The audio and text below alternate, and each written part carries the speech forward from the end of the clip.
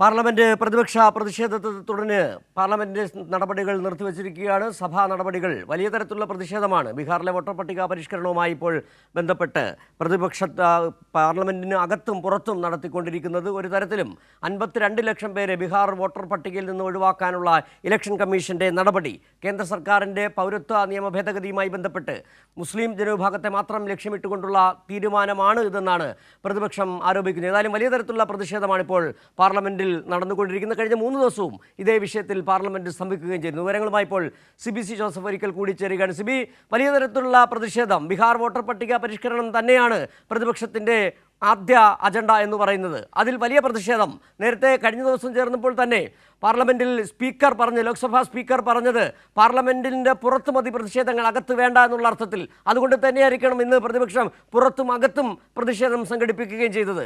എന്താണ് ഇന്നത്തെ പാർലമെന്റിൽ നടക്കുന്ന കാര്യങ്ങളെക്കുറിച്ച് കൂട്ടിച്ചേർക്കാൻ കഴിയുന്ന വിവരങ്ങൾ? സിജു, ഇപ്പോൾ ലോക്സഭ 2 മണിവരെ പിരിഞ്ഞിരിക്കുകയാണ്. ലോക്സഭയുടെ തുടക്കം തന്നെ ചോദ്യോത്തര വേളയിലേക്ക് പോകാൻ പോലും ഇപ്പോൾ പ്രതിപക്ഷം തയ്യാറായില്ല. ചോദ്യോത്തര വേളയ്ക്ക് കടക്കാൻ പോലും തയ്യാറാകാതെ പ്രതിപക്ഷം വലിയ രീതിയിൽ പ്രതിഷേധവുമായി ഇറങ്ങുകയും ഈ പാർലമെന്റ് നടുത്തളത്തിലേക്ക്, ലോക്സഭയുടെ നടുത്തളത്തിലേക്ക് ഇറങ്ങി പ്രതിഷേധിക്കുകയായിരുന്നു.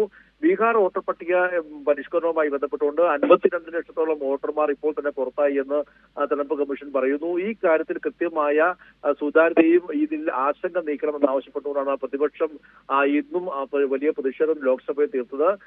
ഇപ്പോൾ ലോക്സഭാ സ്പീക്കർ ഓം ബിർള അദ്ദേഹം പ്രതിപക്ഷത്തെ നിശിതമായി വിമർശിക്കുകയും ചോദ്യോത്തര വേള തടസ്സപ്പെടുത്തണമെന്ന് ആവശ്യപ്പെടുകയും ചെയ്തത്. എന്നാൽ പ്രതിപക്ഷം വീണ്ടും ഈ പ്രതിഷേധം തുടരുകയായിരുന്നു. ബീഹാർ വോട്ടർ പട്ടിക വിഷയത്തിൽ ഒരു ചർച്ചയ്ക്ക് പോലും ഇതുവരെയും കേന്ദ്ര സർക്കാർ തയ്യാറാകുന്നില്ല എന്നുള്ളതാണ് ഏറ്റവും പ്രധാനപ്പെട്ട കാര്യം. ഇത്രയും വലിയ ആശങ്ക ഉയർത്തുന്ന ഒരു പ്രധാനപ്പെട്ട വിഷയം പോലും ചർച്ചയ്ക്കെടുക്കാത്ത ഒരു സാഹചര്യവും അടിയന്തര പ്രമേയം നോട്ടീസ് നൽകിയിട്ടും അത് പൂർണ്ണമായും കളയുന്ന നിലപാടും ഇരു സഭകളിലെയും അധ്യക്ഷന്മാർ സ്വീകരിക്കുന്നു. ആ ഒരു പശ്ചാത്തലത്തിലാണ് ലോക്സഭയിൽ വലിയ രീതിയിൽ പ്രതിപക്ഷത്തിന്റെ പ്രതിഷേധം ഉയരുകയും പിന്നീട് ലോക്സഭാ നടപടി പൂർണ്ണമായും തടസ്സപ്പെട്ടതിനാൽ ഇപ്പോൾ 2 മണിവരെ, ഉച്ചയ്ക്ക് 2 മണിവരെ ഇപ്പോൾ ഈ ലോക്സഭയെ പിരിഞ്ഞിരിക്കുകയാണ്. അതേസമയം തന്നെ രാജ്യസഭയിൽ ചോദ്യോത്തര വേള ഇപ്പോൾ തുറന്നുകൊണ്ടിരിക്കുകയാണ്. അതിനുശേഷം ഈ വിഷയവുമായി ബന്ധപ്പെട്ടുകൊണ്ട് അടിയന്തര പ്രമേയ നോട്ടീസ് രാജ്യസഭാ അധ്യക്ഷനും അവിടെ നോക്കുക, അത് വായിക്കുകയും ചെയ്യും. എന്തായാലും രാജ്യസഭ അതിനുശേഷം പ്രതിഷേധം ഉണ്ടാക്കാനുള്ള സാധ്യതയാണുള്ളത്. എന്തായാലും ലോക്സഭയിൽ ചോദ്യോത്തര വേള പോലും കടക്കാനാവാതെ പിരിയുന്ന ഒരു കാഴ്ചയാണ് കണ്ടത്. സിബി, ഏതായാലും ഇക്കാര്യത്തിൽ കൃത്യമായൊരു നിലപാട് പറയാൻ ബീഹാർ വോട്ടർ പട്ടിക പരിഷ്കരണത്തിൽ കഴിഞ്ഞ ദിവസം കേന്ദ്ര സർക്കാർ പറഞ്ഞത് ഇലക്ഷൻ കമ്മീഷന്റെ ഈ നിലപാടുമായി ബന്ധപ്പെട്ട് പാർലമെന്റിൽ വിശദീകരിക്കാൻ തയ്യാറല്ല എന്ന് തന്നെയാണ്. രാജ്യത്തെ ജനങ്ങൾക്കറിയാം എന്താണ് ഇലക്ഷൻ കമ്മീഷനെ എങ്ങനെയാണ് കേന്ദ്ര സർക്കാർ കൈകാര്യം ചെയ്യുന്നതെന്ന്. അതായത് കേന്ദ്ര സർക്കാരിൻ്റെ ഭരണഘടനാ സ്ഥാപനമായ തെരഞ്ഞെടുപ്പ് കമ്മീഷനെ പോലും കേന്ദ്ര സർക്കാർ കൈകാര്യം ചെയ്യുകയാണ്. കേന്ദ്ര സർക്കാരിൻ്റെ ചൊൽപ്പടിക്ക് നിൽക്കുന്ന ഒരു സ്ഥാപനമായി തെരഞ്ഞെടുപ്പ് കമ്മീഷൻ മാറുന്നു. അതുകൊണ്ട് തന്നെയാണ് വലിയ ഒളിച്ചുകളി കഴിഞ്ഞ ദിവസം പാർലമെന്റിൽ നടത്തുകയും ചെയ്തത്. ഇലക്ഷൻ കമ്മീഷനുമായി ബന്ധപ്പെട്ട കാര്യങ്ങളിൽ വോട്ടർ പട്ടിക പരിഷ്കരണവുമായി ബന്ധപ്പെട്ട് വിശദീകരണം നൽകാൻ തയ്യാറല്ല എന്ന് പറയുകയും ചെയ്തു. വളരെ കൃത്യമായി തന്നെ ജനങ്ങളെ പറ്റിക്കുന്ന, പ്രതിപക്ഷ പാർട്ടികളടക്കം പറ്റിക്കുന്ന നിലപാട് കേന്ദ്ര സർക്കാർ തുറന്നുകൊണ്ടേയിരിക്കുന്നു. അതുകൊണ്ട് തന്നെയാണ് ആ പ്രതിഷേധം ഈ നടന്നുകൊണ്ടിരിക്കുന്ന വർഷകാല സമ്മേളനത്തിലുടനീളം ആ പ്രതിഷേധം അങ്ങനെ തന്നെ തുടരുകയും ചെയ്യും. സിജു, തീർച്ചയായും ഈ ബീഹാർ വോട്ടർ പട്ടികയുടെ തീവ്ര പരിഷ്കരണവുമായി ബന്ധപ്പെട്ടുകൊണ്ട് നേരത്തെ തന്നെ പ്രതിപക്ഷം ആരോപണം ഉന്നയിച്ചത്, അതായത് പ്രത്യേകമായൊരു ന്യൂനപക്ഷ അല്ലെങ്കിൽ പ്രത്യേക വിഭാഗങ്ങൾ, പ്രത്യേകിച്ച് മുസ്ലിം വിഭാഗത്തെ ഇറക്കാൻ എന്ന് ലക്ഷ്യമിട്ടുകൊണ്ട് അവരുടെ വോട്ടുകൾ ഇല്ലാതാക്കുക എന്നുള്ള ലക്ഷ്യം തന്നെയാണ് ഇതിന് പിന്നിൽ. ഒരു ദേശീയ പൗരത്വ രജിസ്റ്ററാണ് ഈ ബീഹാർ വോട്ടർ പട്ടിക പരിഷ്കരണത്തിലൂടെ തെരഞ്ഞെടുപ്പ് കമ്മീഷൻ മുഖേന കേന്ദ്ര സർക്കാർ നടപ്പാക്കുന്നുള്ള ഒരു ആരോപണം ഉന്നയിക്കുകയും ചെയ്തിരുന്നു.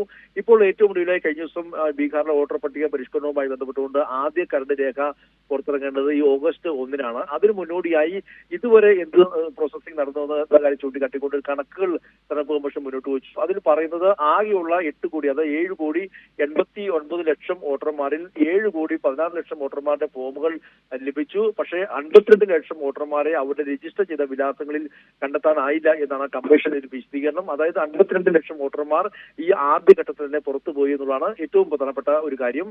മറ്റൊന്ന് 21.36 ലക്ഷം വിതരണം ചെയ്ത അപേക്ഷ ഫോറമുകൾ ഇനിയും കമ്മീഷൻ തിരികെ ലഭിച്ചിട്ടില്ല. അതായത് 22 ലക്ഷത്തോളം അപേക്ഷ ഫോറം ഇപ്പോഴും തിരികെ ലഭിച്ചിട്ടില്ല എന്നും കമ്മീഷൻ വ്യക്തമാക്കുന്നു. അങ്ങനെയെങ്കിൽ ഇനിയും ഈ പുറത്തു പോകുന്ന വോട്ടർമാരുടെ എണ്ണം വർദ്ധിക്കുമെന്ന കാര്യത്തിൽ സംശയമില്ല.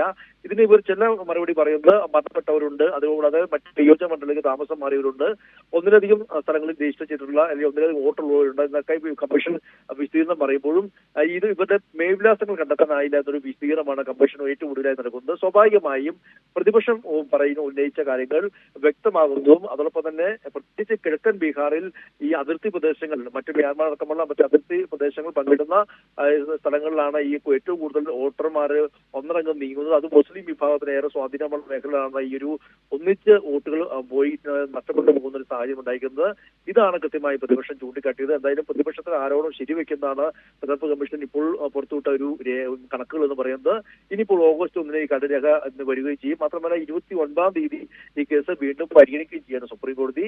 എന്തായാലും ഇതിൽ ആധാറോ അല്ലെങ്കിൽ അതോടൊപ്പം തന്നെ ആധാറോ വോട്ടർ ID കാർഡോ അല്ലെങ്കിൽ റേഷൻ കാർഡോ ഇതിലൊരു മാനദണ്ഡമാക്കണമെന്ന് സുപ്രീം കോടതി ആവശ്യപ്പെട്ടെങ്കിലും അത് മാനദണ്ഡമാക്കാൻ കഴിയില്ല എന്ന് കഴിഞ്ഞ ദിവസം സുപ്രീം കോടതിയിൽ എതിർ സത്യവാങ്മൂലം കേന്ദ്ര സർക്കാർ സമർപ്പിച്ച ഒരു സാഹചര്യം കൂടി ഇപ്പോഴുണ്ട്. അതായത് കൃത്യമായി ദേശീയ പൗരത്വ രജിസ്റ്റർ ഈ ഒരു SIRന്റെ മറവിൽ നടപ്പാക്കുന്നു എന്നുള്ള പ്രതിപക്ഷ ആരോപണം ശരിവെക്കുന്നതാണ് ഇപ്പോഴത്തെ കണക്കുകൾ. ഇത് ചൂണ്ടിക്കാട്ടിക്കൊണ്ടാണ് ഇപ്പോൾ വലിയ രീതിയിലുള്ള പ്രതിപക്ഷ ബഹളം പാർലമെന്റിന്റെ അകത്തും പുറത്ത് കവാടത്തിലും നടത്തിക്കൊണ്ടിരിക്കുന്നത്. ശക്തമായ പ്രതിഷേധം രാജ്യസഭയിലും ഈ ചോദ്യോത്തരവേളയ്ക്ക് ശേഷം നമുക്ക് പ്രതീക്ഷിക്കാം.